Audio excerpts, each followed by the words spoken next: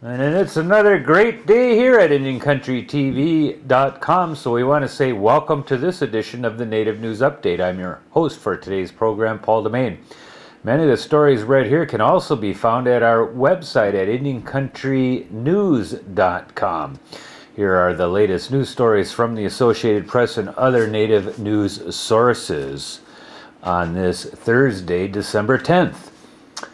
Farmington, New Mexico police have issued an arrest warrant for the former director of the Farmington Indian Center. Authorities said Edward Smiley is accused of stealing more than $20,000 in funds from the center over several years. The investigation began after the city finance department discovered numerous missing deposits encompassing thousands of dollars. Farmington police said Smiley initially denied any wrongdoing, but later confessed he had lied during the investigation and admitted to embezzling from the center approximately 2 or 3 times a month over the course of the last 2 years. Smiley served as the director of the center for the past 11 years and resigned from the position on November 17th during the investigation. One of 3 people awaiting trial in the 1975 murder case of Anime Pictuaquash was released on bail this week. Thelma Conroy Rios was released on bond from the Pennington County, South Dakota jail this late Monday after the 64-year-old was allowed to post $25,000 in cash directly to the court. Rios is charged with felony murder committed during a kidnapping and premeditated murder in connection with the 1975 execution of American Indian Movement activist Anime Aquash. Rios has been held in jail since her arrest on September 9th.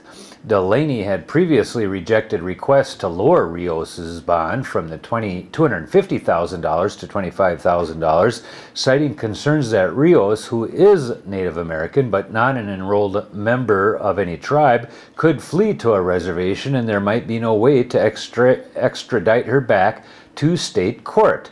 Rios, a longtime Rapid City resident, said she has no reservation ties. Her trial, which is expected to last 3 weeks, has been tentatively scheduled for March 1st, 2010. A co-defendant, John Graham, is in federal custody and has yet to be formally charged in state court for the execution that took place on or around December 12, 1975. University of Washington student recently made a surprisingly archaeological find on the Seattle campus. While doing some landscaping work near the botany greenhouse, the freshman dug up an ancient artifact. Ellen Van Wyck found a tan and red projectile point buried in the ground next to a chain link fence. After she found the artifact, archaeologists from the Berkey Museum dug 3 test pits nearby and uncovered 2 more stone tool fragments. The artifact found by Van Wyck is estimated to be between 4,000 and 6,700 years old. UW archaeologists said it is a significant and unusual find in the middle of the city, but long before the UW was built, Native American people lived there for thousands of years. The road to the island is caving in. Hurricanes are flooding homes more often. The Gulf gets closer every year. Island D. Jean Charles is at the risk of disappearing under the Gulf of New Mexico. And I imagine that might be Island D. Juan Charles or something like that in French, but we'll say it Island D. Jean Charles. But to Edison Darter and his kin, the name Burg sounds like a prison.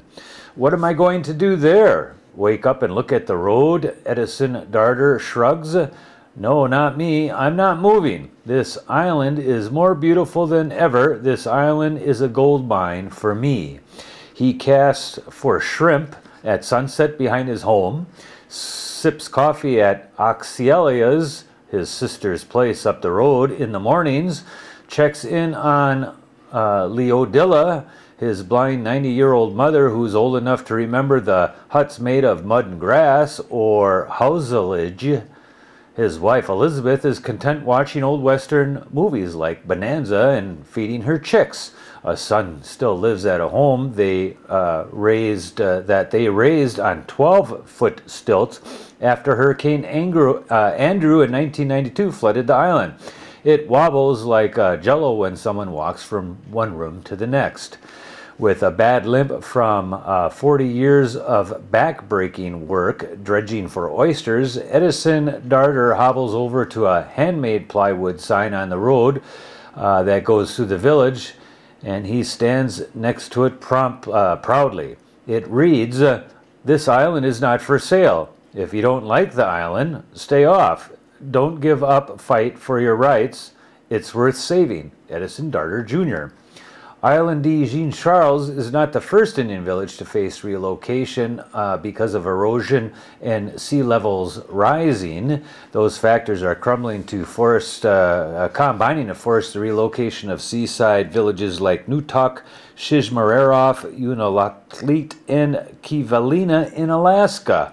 Many tribes moved into the swamps there in Louisiana to escape enslavement or forced banishment after Congress passed the 1830 Indian Removal Act. Today there are about 20,000 American Indians living along the Gulf Coast. Rising Menominee Nation light heavyweight prospect Marcus Oliveira, whose records is 19-0-1 with 15 knockouts, spent early December in Deerfield Beach, Florida, at the offices of Don King Productions, strategizing the direction of his escalating career. King and the undefeated fighter finished the afternoon meeting by finalizing an agreement that would further establish Oliveira's presence in the light heavyweight division. To get to the top, Oliveira will have to go through other gatekeepers of the light heavyweight division, including Jean Pascal, Glenn Johnson, Tavares Cloud, and Chad Dawson. But he assured King that he is more than up to it for the challenge. King promoted fights such as the Rumble in the Jungle, the Muhammad Ali versus George Foreman bout in Zaire, and the legendary third clash between Ali and Joe Frazier known as the Thrilla in Manila. Originally from Kashina, Wisconsin, Oliveira has now found a training headquarters and home in Marietta, Kansas, where he is raising his family and building a following of fans and friends. Oliveira, who fought last in June and scored a dramatic one-punch knockout over Otis Griffin, will likely fight under the Don King promotional banner for the first time sometime in February-March of 2010. Applications for the spring 2010 semester at the Sherman Indian School in Riverside, California are now being accepted. They got some room there. Classes will begin on January 11th, 2010. It will be to the advantage of any interested applicants to submit their applications on or before December 15th. Late applications will be considered if space is still available, but this may delay travel arrangements to Sherman. Sherman Indian High School is a boarding school, therefore it might be conducive to students who need a 24/7 structured educational residential option.